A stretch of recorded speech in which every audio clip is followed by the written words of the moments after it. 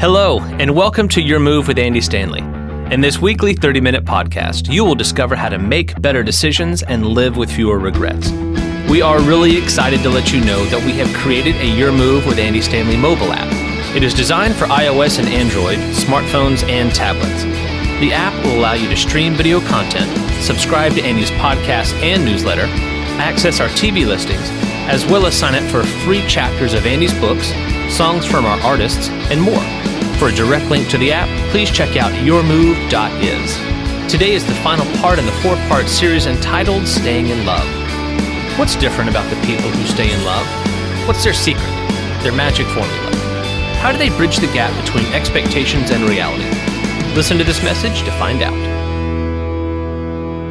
Now, we're finishing up this series, and essentially the question that got us started was this question. It was the Juno question. The question went basically like this. Is it possible for two people to fall in love and stay in love forever? Is it possible for two people to stay in love and stay in love forever? And as you look around your circumstances, as we look around culture, we're tempted to say, no, we don't think it's possible. But in your heart, you think it is. Because all of us believe that somewhere out there somewhere is that special someone, and if we can just become the right person and eventually meet the right person, then perhaps we can fall in love and stay in love forever. Not just stay married, but stay in love, that thing that first brought you together, that spark, that passion, that excitement, the romance. Is it possible for people to maintain that kind of thing throughout a lifetime? And you believe it is, and I believe it is. And I think part of the reason we believe that is the way that we're created. That God put in you and put in me a desire for that. A desire that goes beyond having 2 or 3 friends you hang out with, 3 or 4 people you go bowling with, 3 or 4 people you watch movies with, and all those kind of group things. There's a desire in you and in me for the kind of intimacy that requires that one-on-one soulmate, special person, fall in love, best friend. There's a desire in you for that and a desire in me for that. We think that's the reflection of God in your soul and in your heart. So even if I were to get up here for 4 weeks and say, it's impossible, don't even waste your time, don't even shoot for it, you wouldn't believe me, because it is in you to desire that, and it's in me to desire that. We said if you're gonna fall in love and stay in love forever, the first thing you gotta do is make love a verb. You can learn how to do love, not just fall into it. It's a noun you fall into, but it's a verb you do from that point on. We talked about that. We talked about this model that we have in Jesus, the way that he loved us, and that's the new model for how we're to love each other. And then last week we said you got to pay attention to your heart, and I introduced you to my friend, Mr. and Mrs. Mugg. You remember that? And I promised our team that I would not get beads all over the floor this week, so we're going to be careful. But I brought them because they really need to hear today's message. So they're going to sit here and watch it and listen to it with the rest of you. And if you weren't here last week, you don't know the Muggs, but you need to get to know the Muggs. Because we discovered last week that all of us have some stuff in us, and when we get bumped, it comes out. And we generally get bumped the hardest in romantic relationships. That's when the junk comes out. And part of staying in love is learning to determine what's in me, I brought into this relationship. What have you brought into the relationship, and how do we work through all of that? Today, as we close this out, I want to talk about a decision that everybody who's in love makes on a constant basis. In fact, you may make this decision on a daily basis. It's sort of a fill-in-the-blank choice. And it's a decision that we're not aware that we're making, and hopefully as a result of today, I'm gonna kind of create a word picture for you and sort of a visual aid actually to help you see this and maybe catch yourself when you're making this choice. But everybody who's in love makes this choice or this kind of choice almost every single day, and the habit you have, the way that you approach this choice will have a lot to do with whether or not you are able to stay in love. And as we've said throughout the series, this is something that you did intuitively when you fell in love, but as time goes by, we fall out of this habit, and consequently, we begin to undermine our own love relationships. And to begin with, I want to take you to a passage of scripture that you probably have all heard at some point in time. In fact, you may have heard some of this and didn't even know it was in the Bible. It's found in 1 Corinthians chapter 13. And 1 Corinthians is a letter that the Apostle Paul wrote to Christians in Corinth. And chapter 13 is typically called anybody know what it's referred to as? Yeah, the love chapter. This is the love chapter. In fact, you probably had part of this read at your wedding or quoted at your wedding, even if you didn't know it at the time. Some of these verses are blended into most Protestant wedding vows, and a lot of Catholic wedding vows come from the 1 Corinthians chapter 13. So what I want to do is I'm just going to read you a portion of this, and here's why. most of 1 Corinthians 13 makes sense. I mean, you read it and you go, yeah, I need to work on that. Yeah, I need to work on that. Yeah, I need to work on that. Yeah, I'm pretty good at that. Yeah. Good reminder. Thank you. But there's one verse, verse 7 in 1 Corinthians 13, and especially one phrase in that verse that when I would read that growing up and even into adulthood, I would read this phrase and think, I'm not sure that's very good advice. In fact, I don't even think that's realistic. In fact, I think I might have encouraged people to do the opposite of that. And I know it's in the Bible and I need to take it seriously, but I just don't know. That just doesn't make any sense. And what I discovered later is this, that in this verse, in verse 7 of 1 Corinthians 13, the Apostle Paul is trying to say one very, very powerful thing. In fact, it's something that people who are in love do all the time. We're going to talk about that. But instead of making one statement, he gives us 4 statements, and these 4 statements go together to communicate this one very, very powerful idea. But on the surface, it looks like bad advice. And in verse 7, here's what he does.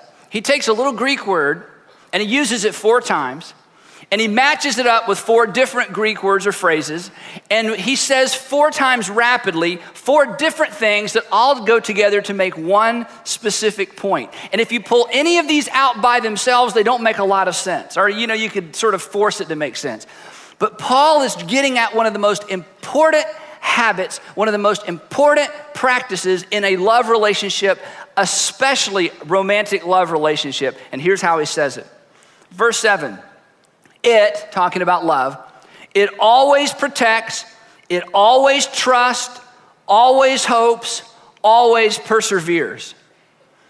It always protects, it always trusts, always hopes, always perseveres. In the New American Standard, or maybe in King James, it said this: bears all things, believes all things, hopes all things, endures all things. Now, when I would read the phrase believes all things or always trusts, I would always have a problem with that.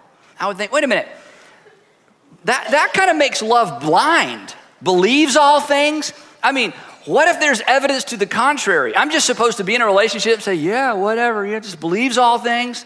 And when you pull that one out by itself, it's kind of like, I don't know, isn't that what codependent people do? I mean, isn't that kind of unhealthy? I mean, haven't you talked to someone and said, look, you need to face reality? And I would see that phrase, believes all things, or in the TNIV, always trust. And I would sort of, on the inside, think, I don't know about that one. But the Apostle Paul is communicating an invaluable principle here, and he does it not with simply a phrase, but all 4 of these. Now, what I want to do for a few minutes, I want to explain to you what the Apostle Paul is getting at. And then I want to come back to that verse and read it again through this new grid or through this new lens that I want to create for you. So come over here with me for just a second. Now, in every relationship, at some point along the way, there is a gap between what we expect, between our expectations, and how people behave in every relationship. There's a gap at some point.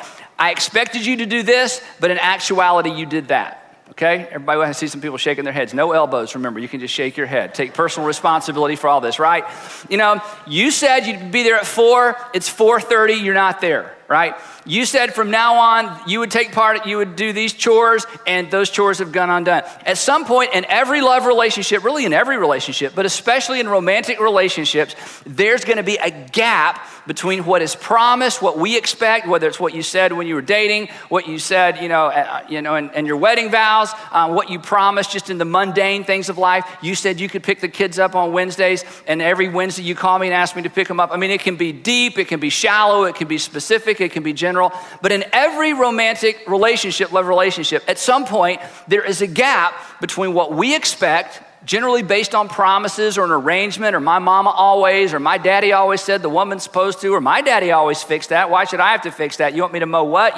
There's always expectations. And at some point, there are behaviors and there's a gap. Now, here's the choice you make all the time. In every one of these gaps, we put something. And we either choose to believe the best or we assume the worst. Every single time. We believe the best or we assume the worst. That's what we put in the gap every single time. We all put, in every relationship, we put something in that gap. And what we put in the gap begins right here in our minds. And eventually, comes out of our mouth or out of our behavior. Right now, let me tell you what. There's two things that determine what you're going to put here. Number one, what you see. Number two, who you are. Number one, what you see. I see that he hasn't shown up yet. That's what I see. And so I got to decide what to put here. What you see and who you are. Now, this is the harder part. And we just don't factor this in at all. But remember, we all came into our love relationship with some beads. You had a mama and a daddy, and they were great or they weren't so great. And what they did in the relationships you've had in the past have affected, or in some cases, infected your heart. And you know this if you've been married for very long. It doesn't take long for your spouse's response to you to trigger what you've experienced with previous people in your life. It just happens. What determines what you put here is what you see. Well, they haven't done what they said they were going to do again, but that's not the only thing.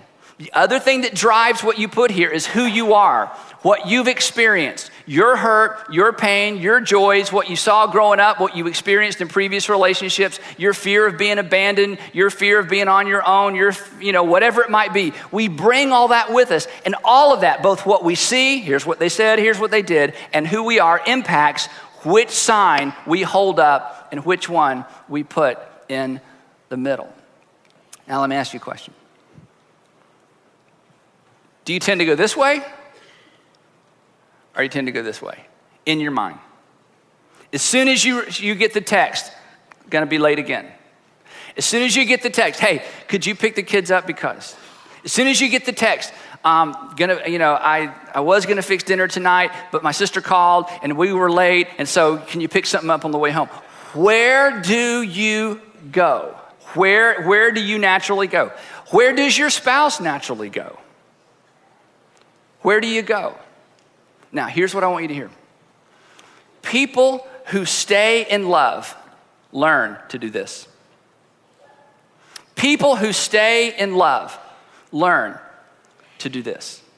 People who stay in love, either intuitively or by force of habit or however they get there, learn and consistently, regardless of circumstances, they learn to go here. When you find people who are still crazy in love, you will not find couples where there's no gap.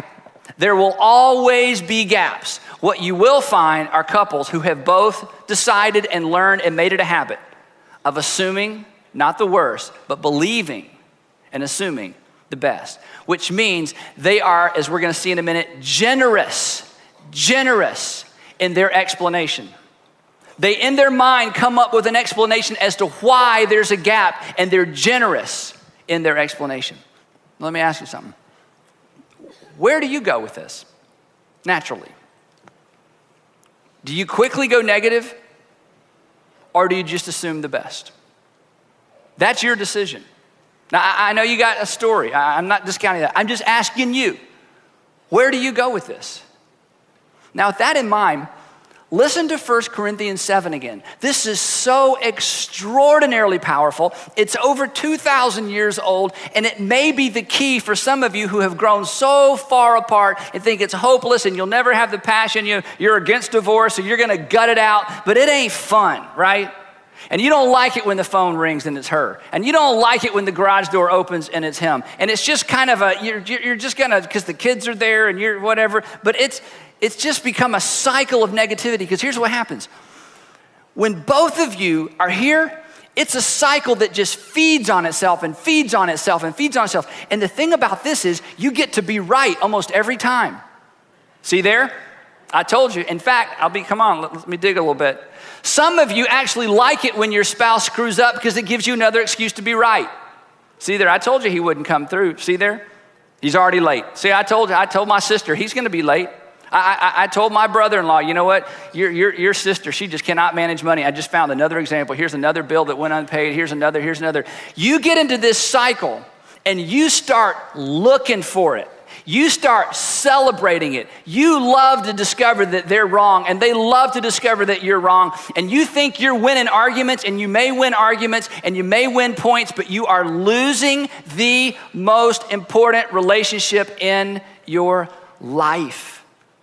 And it's your choice every single time as to what you put here. Now listen to this verse. 1 Corinthians 13:7 again. It, love, always protects. What does it protect? Love protects the integrity of the relationship. I'm not looking for an opportunity to put something in the negative column. I'm trying to protect this relationship. I'm looking for a way to put something in the positive column. I am going to protect this relationship. I'm looking for a way to keep love alive. Always trusts. It looks for a generous explanation. A generous, always trusts, believes all things. Always hopes. Always hopes. That is, hopefully there's a good explanation. Hopefully there's just something I don't know. Hopefully he didn't mean to. Hopefully I'm not going to give up hope until proven otherwise. Always perseveres. Always perseveres. Always looks for the good. How do you do on this? Where do you naturally go? Have you and your spouse gotten into a cycle? Maybe he's good at this and you're bad at it. Maybe he cuts you slack all the time and you think, well, of course he does. I'm just next to perfect. I mean, every once in a while. And then you say, well, nobody's perfect. And he's going, you're right. And he just kind of leans into you. But man, if he messes up, if he's late 5 minutes, if there's one unaccounted for $1, or he has to change his mind, or there's a change of plan, you're just like, well, there you go. And you just go negative. Or maybe, she's great and you're the one that goes negative. Where do you go with this? Now, here's what I want you to hear. When you choose to assume the worst, even if there's plenty of history to back it up, every time you choose to go negative, you have contributed to the demise of your relationship. You are a participant. You're a participant. You say, wait a minute, Andy, let me, I know, you got a story, but I just want you to hear this one part before we go to your story. Every time, even when it seems to be justified, even when there's a history, every time you go here mentally, that gets expressed in your attitude, that gets expressed in your tone, that gets expressed in your response, your text, your email, the fact that you're not there when she gets home, or you're not there when he gets home, or there's no dinner ready because he was late, so you put it all back in the refrigerator and you're watching TV and you're right. I mean, it goes both ways in every relationship. Every time you go here, you contribute to the demise of your love relationship. Even when it's justified, you become a participant. Now listen to me. Let me tell you something about your fiance or the person you love or your spouse. Listen. The last thing they want to do is disappoint you. I don't care how bad the relationship is. I don't care what the history is. The last thing they want to do is for you to feel disappointed in their behavior, their response, their performance. I don't care who you are. No one wants to disappoint the person they're in a relationship with. Now, let me tell you what happens. When you go negative, what it communicates is this: no matter what you do, no matter how hard you try, you will never measure up. One of the most powerful things you can do when there's a gap to communicate that you haven't disappointed me is to fill the gap with believe the best. When you choose to believe the best, even when there's a pattern of a person not being everything you think they should be, when you choose to believe the best and when you choose to communicate that to them, here's what happens. It creates margin in the relationship. And a healthy person responds to that margin and begins to move in your direction. Let me tell you what, if you have consistently done this, they're afraid of you. If you've consistently done this, they dread the email and the response. And when he's running late or she's running late and he or she has a really good reason, they're scared to death of what you're gonna do and they put off making that phone call because they don't want to disappoint you. They don't want to be made to feel like they can't measure up. Nobody wants to feel that. So that's why when you do this by choice, even when there's a gap, you create margin. And what you communicate is this: I trust you. I trust you. I trust you. I trust you. Even before I hear your explanation, I trust you. Even before I hear the circumstances, I trust you. I trust you. Trust in a relationship means I accept you, I accept you, I accept you. Acceptance means you have not disappointed me, you have not disappointed me, you have not disappointed me, you have not disappointed me. Here's how it sounds in real life. Honey, I'm running late. That's okay. You just take your time. I'll be here waiting. Who stole my husband? Who stole my wife? Wow, what is that? All of a sudden you've created margin. Honey, I forgot to pay this bill. And instead of, I knew you would forget to pay it. I've been waiting for you to forget to pay it because I get to be right again. It's, you know what? Hey, that's okay. I know, we'll figure it out. You've been busy. We got a lot going on. Margin. But I've disappointed. No, margin. You know what that is? That's come my way, move my way, come my way, move my way. There's a gap, but instead of using the gap to make a point and drive you further from me, I'm going to use this gap to leverage love, and I'm going to bring you closer to me. The more gaps there are, the more opportunities I have to say, but I love you anyway. I'm not giving up hope. I endure all things. I bear all things. I hope all things. I believe all things. You come my way. Now listen, I'm not saying you don't have difficult conversations. I'm not suggesting you don't confront the realities of the relationship. What I'm saying is this. After those conversations, when everybody's had their say, when everybody's tried to work it out, even when you're mad, the next time there's a gap, you still have a choice to make. And you will choose to believe the best or assume the worst. But relationships that last and relationships that thrive are relationships where people choose to believe the best. Let me tell you about your spouse's heart. Your spouse's heart, your fiance's heart, your partner's heart is just like your heart. Our hearts are drawn toward environments of acceptance. God made us that way. This is an opportunity to draw your partner's heart in your direction, just like you did when you first met. He may come home, she may come home, but if it is an environment of you don't measure up, their heart does not come home with them, no matter how bad they may want it to. If it's, I'm coming home and I know I'm going to be raked over the coals because I forgot to pay a bill or I forgot to pick up or I forgot whatever, you know what? If I know that I'm going to come into a conversation where what's communicated to me is you disappointed me again, you didn't measure up again, you didn't get it right again, try harder next time, I'm right. I may be there with my body, but I won't be there with my heart because my heart is drawn like your heart is drawn toward environments and relationships of acceptance. Every time there's a gap, you make a decision, will I accept or will I reject? Every single time. And couples that stay together forever have learned there are going to be gaps. The only question is, what am I going to put in the gap? And will I be willing to endure all things, to hope all things, believe all things, bear all things? Am I willing to place in that gap? I trust you until there is absolutely no other way for me to trust you. I'm hopeful there's a good reason and a good explanation. And I'm not going to reject you, and I'm not going to criticize you, and I'm not going to punish you, and I'm not going to chastise you until it's absolutely, we know beyond a shadow of a doubt, there's no excuse. And then we're going to have a tough conversation. But when that conversation is over, I choose to put trust right there in the middle. How do you do on that? Here's how Jesus summed the whole thing up. You have heard this part before. Luke 6:31, these are Jesus' words. Isn't this brilliant? Do to others as you would have them do to you. Most of us learned it this way, do unto others as you would have them do unto you. Well, let me ask you this.